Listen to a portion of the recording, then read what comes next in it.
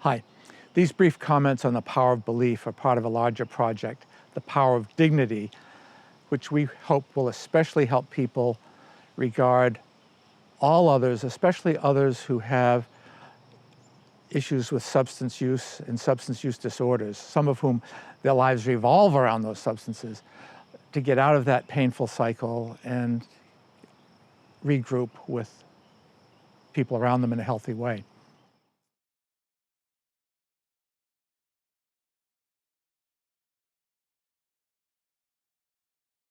The power of belief connects with what Henry Ford famously said: whether you think you can or think you can't, you're right.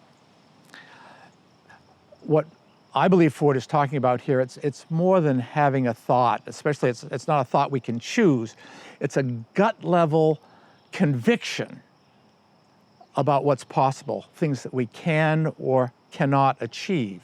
And those gut level convictions involve emotion and feeling, and they derive from other people as well as just ourselves. Our ancestors, the people around us right now, and everyone in between.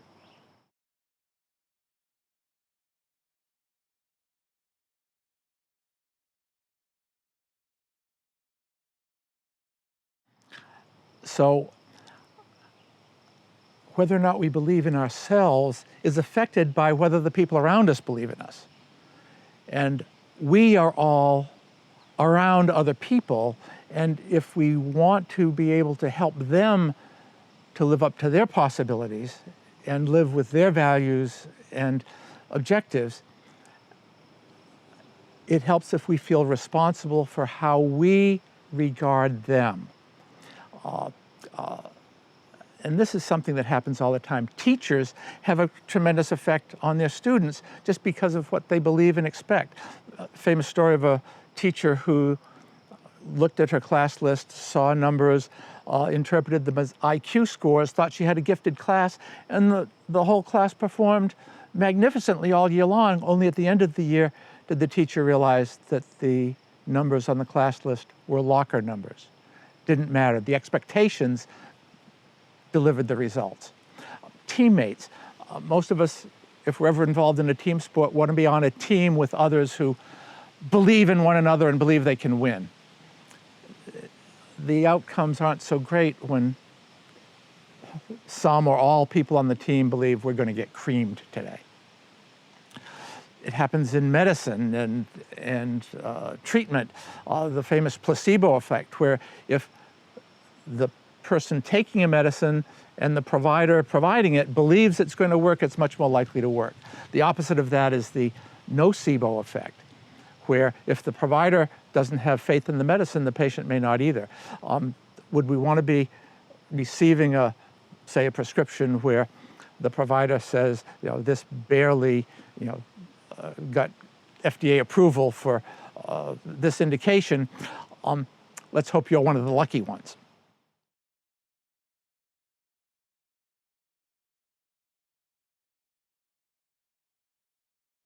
And people will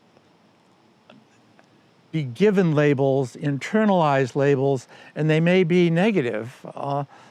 Someone who's called a loser in their childhood or adolescence may struggle against that for the rest of their lives. It becomes a limiting belief. Even if they don't believe it themselves, struggling against it takes away energy from what they might achieve.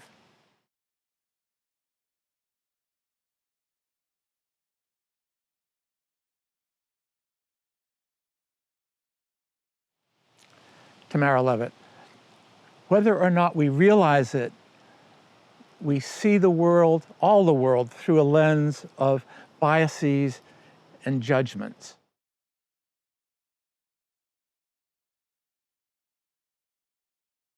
And these things happen just like that, automatically. I'm here in Vermont, where we're not far from Boston, not far from New York. There are lots of Red Sox fans, there are lots of Yankees fans, there are lots of hats like these. And someone who encounters someone in one of these hats may immediately be drawn to the person, attracted. Ah, my tribe. Or they may be dismissive of the person. Ah, rival tribe. And that can happen regardless of who's wearing the hat, regardless of whether they're a baseball fan or not. Maybe the only hat they had access to that day. But the leap from a single mark to a lot of assumptions about the whole person is what bias is all about. It can be conscious or unconscious. Conscious, we call it explicit. Unconscious, we call it implicit. And it can be positive or negative. We're drawn or dismissive.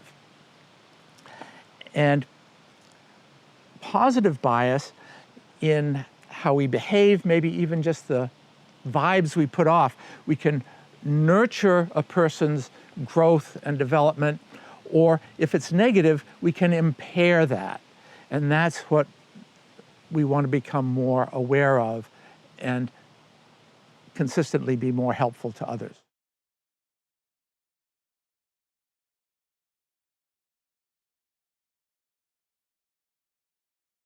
So part of the main message of this discussion is that very often my response, my reaction to another person is more about me than it is about that other person. And if I'm looking to be more mindful to avoid negative responses, I need to be aware that I may respond negatively if someone looks or acts or behaves differently than I do. And to realize that what I might associate with that signal could be wrong. Someone may have encountered a few cocky athletes and decided that cockiness goes along with athletes. Then they encounter a person or see someone in an interview who's sort of a decorated athlete who's all about the team and the coaches and the fans and is very humble about their own contribution. Well, they need to revise how they think of athletes. There are women who have been treated badly by men. So men are people to be avoided and mistrusted. And then they, perhaps in a therapy group over weeks, months, and years, encounter men who are kind and considerate, respectful, and want to look after the woman's well-being. In that position, the woman has to revise how she thinks of men to encompass who's there rather than base it all on past experience.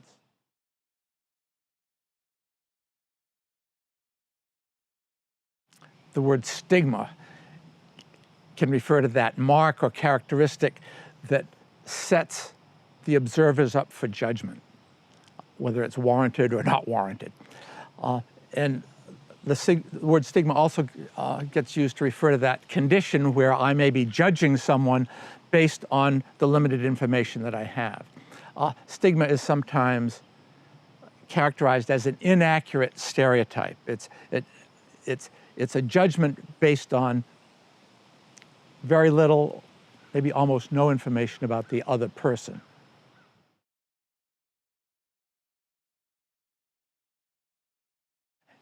Here's an example. Birds of a feather who look the other way, birds of different feathers, I should say, who look the other way and pin a label on the other bird. There's judgment, there's this automatic establishment of a pecking order because of different feathers. Now, it may not be so bad when birds of a feather flock together. If they're with birds of like feather, they may get along and have a good time. What's unfortunate for the birds are depriving themselves of contact with the birds of a different feather, which could enliven and enlighten and broaden their bird life.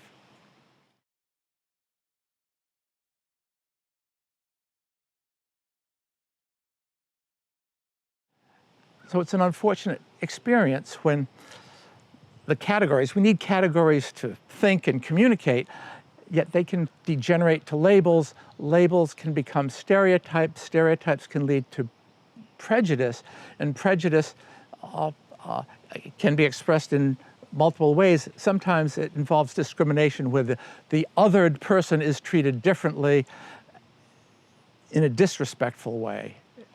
And becoming aware of our tendency to operate this way is an important attribute.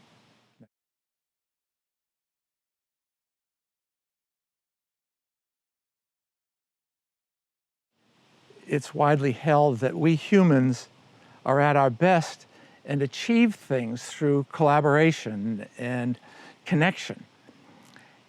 And Carl Sagan once said, if you wish to make an apple pie from scratch, the first thing you must do is invent the universe. Brain scientists tell us that we're hardwired to need one another. For the brain to develop and function, we need other brains. Negative bias, even if we don't act it out, can have an unfortunate effect on others. Some speakers who are demonstrating this, they'll put a person in the front of the room, not facing the audience, instruct the audience to think badly of the person, and it impairs the person to function on the spot. If the audience thinks well of the person does better in terms of just muscle strength and sense of well-being. So that the vibes we put off can have a benefit. Best to cultivate positive vibes to the best of our ability all the time.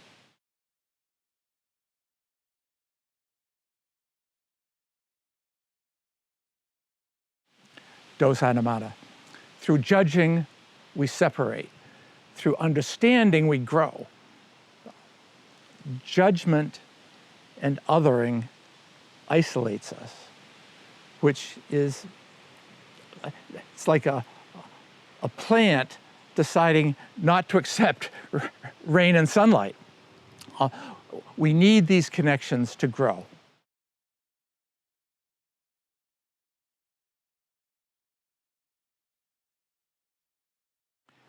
Raquel Willis, we're transformed through our differences. Life gets better for all without the stigma, without the judgment, and with the connection.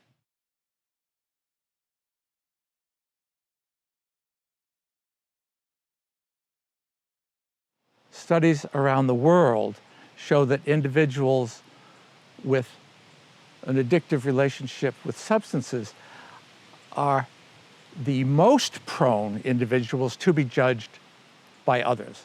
World Health Organization in 14 countries found that the most prominent source of judgment was drug addiction, more than crime, more than HIV, AIDS. The fourth most highest was addiction to alcohol. And the mental and physical problems among individuals with drug addiction were associated with being stigmatized, suggesting that the stigma contributes to their ill health. And fear of judgment based on past experience or just expectations leads many individuals with severe substance use disorders, with addiction, not to seek treatment.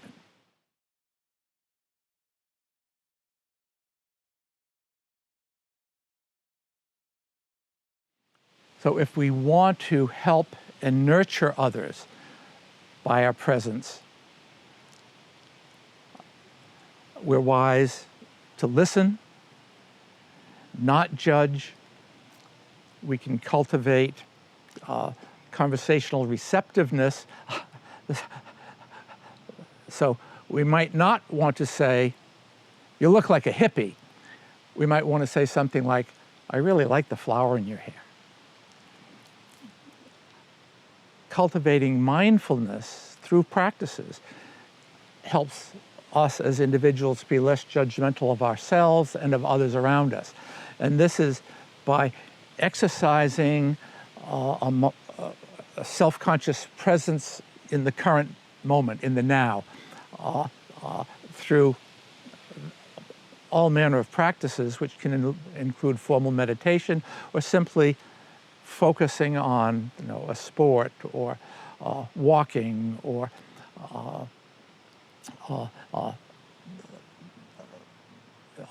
being with a pet. It can help to just switch it up. If we talk a lot, talk less. If we don't talk much, talk more. Not so much about our achievements, but about our limitations, maybe our mistakes, which humanizes us and opens the pathway to human-to-human communication with another person. Consider just offering the gift of silence in a conversation. The other person may feel it, they may not. Consider speaking out if you encounter prejudice. Not automatically. Sometimes speaking out could make a situation worse. There may be situations where it's necessary to hold other people accountable for unhealthy or unlawful behavior. That can be done with acceptance, with respect. Holding people accountable can be a natural consequence of their behavior. We don't have to be the harsh, judging, punitive one. There are times in my work in hospitals treating addiction where their behavior made it impossible for them to continue in that setting. And I knew the only possible therapeutic option I had was to ask them to leave. And sometimes the individual and I could have a conversation as that was happening that would frame the discharge as an opportunity for them to take more stock of how they're handling themselves and perhaps follow a healthier path from there on.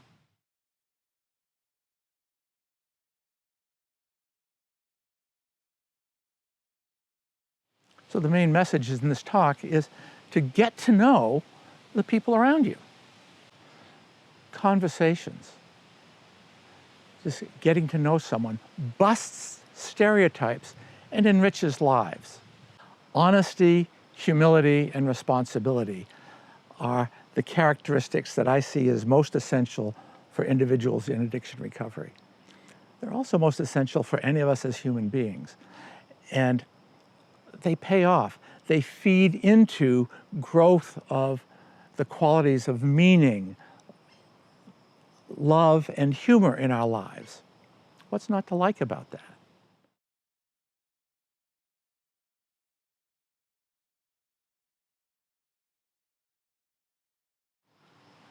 I'll leave you with this. If you and I are different, I shall not talk about you. I shall not talk at you. Rather, I shall talk with you. I especially want to listen because then, and perhaps only then, we both shall grow in the ways we want most. Thank you.